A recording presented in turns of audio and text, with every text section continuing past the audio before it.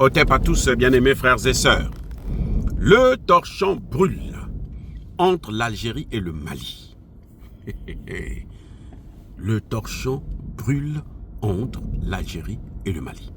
Qu'est-ce qui se passe? Il y a une situation similaire qui est en train de se passer maintenant, qui commence à trouver une solution, un début de solution. Similaire, la même chose. Algérie-Mali égale Rwanda-RDC. Vous avez compris là? L'Algérie et le Mali là, c'est la situation entre le Rwanda et la RDC. Si ça se ressemble, ça veut dire que les mêmes causes produisent les mêmes effets, donc les mêmes acteurs sont derrière la même situation. La France a toujours utilisé l'Algérie depuis très longtemps. Nous, on ne le savait pas. Pour piller le nord du Mali. Le pétrole, le gaz et l'or et tout. C'est comme ça que la France s'est enrichie, non? Vous voyez que la France s'est enrichie. Ils ont des matières premières là-bas. Ils ne sont pas comme les États-Unis où on peut dire, bon, nous on a ceci, on peut proposer, on peut augmenter les tarifs douaniers. La France a toujours pillé le Mali, le Nord Mali notamment, via l'Algérie, en utilisant l'Algérie comme proxy. L'Algérie, la guerre que l'Algérie veut déclencher avec le Mali, c'est une guerre par procuration. Les amis, ne dormons pas, c'est une guerre par procuration. L'Algérie est manipulée. Quand la France pillait l'Algérie, et plutôt le Mali, l'Algérie avait sa part. C'est comme la France qui est aujourd'hui, toutes les puissances occidentales sont en train de critiquer la France parce que la France continue de soutenir Paul Kagame. C'est pour ça que vous n'avez pas remarqué que quand Paul Kagame a insulté les États-Unis, la Grande-Bretagne, la Belgique, le Canada, Kagame n'a pas prononcé le nom de la France? Vous n'avez pas constaté ça? Mais vous croyez que c'est par hasard? Vous croyez que c'est innocent? Oh, bien-aimés frères et sœurs. Mais c'est parce que la France continue toujours à soutenir. Vous ne savez pas que Kagame a pu annuler un concert en France qui devrait avoir lieu le même jour, le 7 avril, le jour où lui commémore son 35e anniversaire du génocide. Vous n'avez pas vu ça? Dans un autre pays? Pourquoi ils n'ont pas annulé les festivités, arrêté la vie aux États-Unis, au Canada et partout? Pourquoi ils n'ont pas fait ça? Parce que la France le soutient. C'est Emmanuel Macron qui est intervenu. Emmanuel Macron continue à soutenir Kagame. C'est pour ça que moi j'ai trouvé que l'ancien ministre des Affaires étrangères, Christophe Lutundula, est allé perdre son temps. Il est ridicule. Aller se présenter au Sénat américain, français pour aller expliquer là-bas des choses et tout. Il n'a pas le temps à perdre pour des gens comme ça. Des gens qui ne se font pas respecter, ils ne méritent pas d'être respectés. Il ne faut pas les respecter. C'est tout, c'est aussi simple. Les amis, ce que vous voyez en Algérie là, c'est exactement, je vous ai déjà dit, chaque fois que la France reprend les contacts avec l'Algérie, il y a toujours une situation entre l'Algérie et le Mali. Chaque fois, faites une observation, vous allez voir. La dernière en date, c'est là, il n'y a même pas une semaine qu'ils ont repris. Quelques jours plus tard, l'Algérie a abattu un drone malien sur le sol malien. Et c'est parce que c'est la France qui est derrière. La France sait que la France est en train de tout perdre.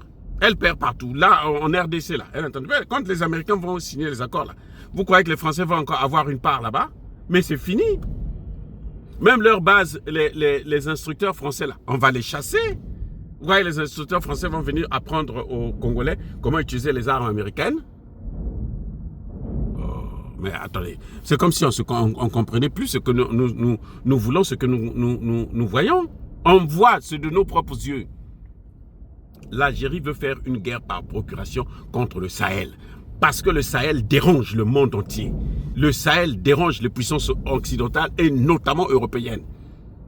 Le Sahel les dérange tellement qu'ils ont mis tous les moyens sur l'Algérie. Parce que si le Sahel réussit, l'Afrique va réussir, les amis. Si le Sahel réussit, c'est l'Afrique qui va réussir. Vous ne voyez pas qu'il y a maintenant de plus en plus de pays qui veulent aller vers adhérer à l'Alliance? C'est l'AES qui est en train de bloquer un peu parce qu'on n'est pas trop sûr des régimes que nous avons dans nos pays. Vous n'avez pas vu que depuis un certain temps maintenant, toutes les puissances, les pays africains, là, ils sont en train de chasser les bases militaires en dehors du Gabon, qui continue à garder parce que lui, il a toujours été comme ça. C'est de génération. Il a le même, c'est le neveu de Ali Bongo, comment tu l'appelles, de Omar Bongo. Omar Bongo n'a jamais voulu l'indépendance. Donc c'est normal qu'Olingi Nguema ne puisse pas vouloir l'indépendance. Ils ont le même sang, c'est la même personne. C'est de père en fils, de père à neveu. Bref, ce que vous voyez en Algérie, là, tout ce qui est en train de se passer là, c'est la France qui est derrière. Parce que la France est en train de tout perdre. Vous avez vu que c'est la France qui utilisait le... Comment vous appelez ça, l'Ukraine. La France utilisait l'Ukraine pour pouvoir faire, comment on appelle ça, une guerre dans le Sahel. Quand on va former les terreurs, on va les former en Ukraine. Ce n'est pas les Américains qui vont les former là-bas. Non, c'est les Français. Les Américains sont au courant, bien sûr, et ça les arrange. Mais ils ne veulent pas se salir parce que c'est trop bas pour eux. Et oui, c'est trop bas pour eux. Ils laissent ça aux Français, ces petites manœuvres à la con. L'Algérie et le Mali, c'est la France qui est derrière. C'est exactement le même schéma qu'ils ont utilisé entre le Rwanda et la RDC. Le Rwanda pille la RDC, massacre en RDC, et puis se partage les biens avec les Occidentaux, et notamment la France. L'Algérie, c'est pareil. L'Algérie était un grand producteur de pétrole et de gaz, mais ça venait d'où? Une bonne partie de ce gaz-là vient du Mali, puisque le Mali est entre l'Algérie et la Mauritanie. Le pétrole algérien, là, le Mali est au milieu, le puits malien se trouve au milieu. Donc celui de l'Algérie, celui de la Mauritanie vont terminer, celui du Mali sera toujours là. C'est là où il y a le plus grand... C'est-à-dire que c'est le même champ, c'est le même gisement pétrolier. Et plus de 60% se trouvent au Mali. Les deux là se partagent entre 30 et 40%. Encore là, je suis gentil. Plus de 60%, c'est au Mali. L'Algérie ne veut pas lâcher ça. Les Français lui font croire que si tu lâches ça, mais toi tu es foutu. Mais les Français, ils feront comment? Eux-mêmes.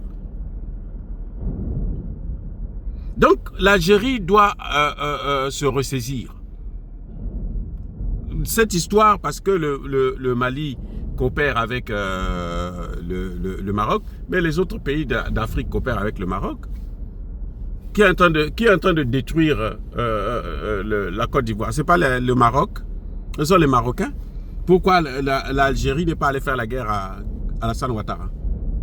Mais parce qu'Alassane Ouattara, c'est un Français. C'est l'ami de Macron. Ils ont un ami commun. Voilà ce qui est en train de se passer. Les discussions entre le M23 et le gouvernement congolais au Qatar là, sont en train de capoter à cause de la France. Eh oui, les amis. La France aide le Rwanda à contourner les sanctions. Ah, écoutez, la France aide le Rwanda à contourner les sanctions internationales. Le Qatar a sorti ça. Ça vient du Qatar. Mais pour combien de temps? Puisque la France elle-même est à l'agonie. Pour combien de temps? Pour combien de temps? Les amis, soyez bénis, abondamment bénis par le Dieu de Kémit et par nos ancêtres angélisés, mais que tous ceux qui persécutent le continent africain le pillent et le déstabilisent, qu'ils soient noirs, blancs, chinois, arabes, juifs, indiens ou qui qu'ils soient punis, maudits, foudroyés, neutralisés, écrasés, effacés par le Dieu de Kémit et par nos ancêtres angélisés. Vive l'Afrique éternelle, j'ai dit et j'assume.